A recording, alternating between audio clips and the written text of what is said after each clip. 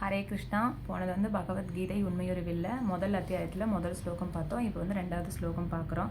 First ஸ்லோகத்தோட தொடர்ச்சியாக திருதராஷ்டிரன் வந்து சஞ்சயன் கிட்டே கேட்குறாரு, குருஷேத்திரத்தில் வந்து என்ன நடந்துட்டுருக்கு அப்படின்னு வந்து சஞ்சயன் கிட்டே கேட்குறாரு.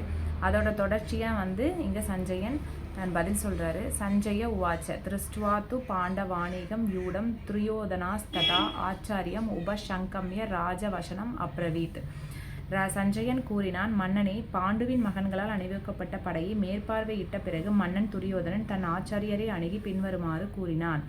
அது வந்து குருஷேத்திரம் அப்படிங்கிறப்பவே வந்து திருதராஷ்டிரன் வந்து கொஞ்சம் பயம் வந்துடுது.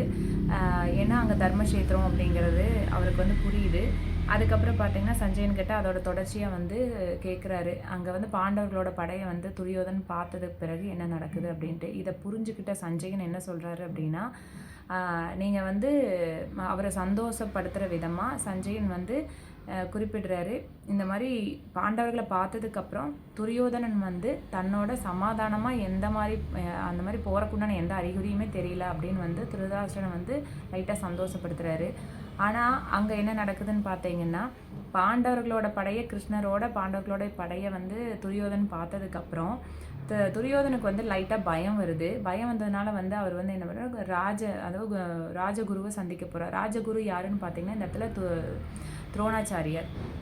துரோணாச்சாரியரை வந்து சந்திக்க போகிறாரு.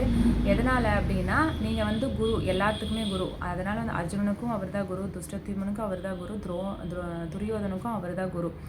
அவரை பார்க்க போகிறதுனால எந்த பாகுபாடும் இருந்துடக்கூடாது, உங்களோட சிஷ்யன்னு சொல்லிட்டு எந்த பாகுபாடும் இருந்துடக்கூடாது அப்படிங்கிறதுக்காக, அதை மென்ஷன் பண்ணுறதுக்காக துரியோதனை வந்து அந்த பயத்தை மறைச்சிக்கிட்டு துரோணாச்சாரியரை பார்க்க போகிறார். இதுதான் இந்த ஸ்லோகத்தோட கருத்து.